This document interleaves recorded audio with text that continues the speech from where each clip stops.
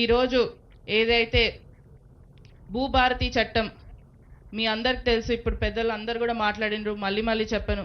10 సంవత్సరాలు చాలా కష్టాలు పడ్డాం, మీ అందరికి కూడా తెలుసు. నేను ప్రచారం చేసే సమయంలో మా నారాయణపేట నియోజకవర్గ ప్రజలందరూ కూడా ఈ సమస్యలతో ముందుకొచ్చారు. తర్వాత గెలిచిన వెంటనే వేలాది మంది ఈ సమస్యలు చిన్న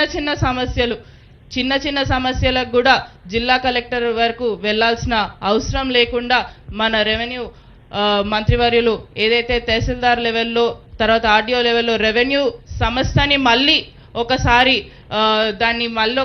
మేల్కొన్న విధంగా ముందుకు తీసుకొని వచ్చారు. ఎందుకంటే పెద్దలు ఇక్కడ ఉన్నారు, మా అమ్మగారు కూడా రెవెన్యూలో పనిచేశారు కాబట్టి తెలుసు. ఎందుకంటే ఆ హక్కులు ఏవైతే తహసీల్దార్కి ఆర్డీఓ గారికి లెవెల్లో ఉండే హక్కులు కూడా వాళ్ళ నుంచి తీసేసుకొని డైరెక్ట్గా జిల్లా అధికారులకి ఇవ్వడంతో ప్రజలందరూ కూడా చాలా కష్టపడ్డారు. తహసీల్దార్ ఆఫీస్ చుట్టూ తిరగడం అంటే పక్కనే తిరగొచ్చు, అదేవిధంగా ఆ తహసీల్దార్ ఆఫీస్ పక్కన తిరగకుండా డైరెక్ట్ జిల్లా కలెక్టర్ గారి దగ్గరికి చిన్న సమస్యలతోని వెళ్లాల్సిన పరిస్థితి ఏర్పడడం మనం అందరం కూడా చూసాం. ఈ భూభారతి చట్టం అనేది అమల్లోకి వచ్చిన తర్వాత తప్పకుండా ఇప్పటి నుంచి ఈరోజు ఏదైతే లాంచ్ మనం పైలట్ ప్రాజెక్ట్ కాజీపూర్ గ్రామం నుంచి మొదలు పెడుతున్నామో తప్పకుండా ఈ భూభారతి చట్టం అందరు కూడా స్వాగతిస్తున్నారు అన్న. ఎందుకంటే ప్రజలందరూ కూడా ఈ భూభారతి చట్టం గురించే మాట్లాడుకుంటున్నారు. తప్పకుండా ఈ భూభారతి చట్టం అనేది కూడా మనకి రైతులకి ప్రత్యేకంగా చాలా ఉపయోగపడుతుందని ఈ సందర్భంగా తెలియజేస్తూ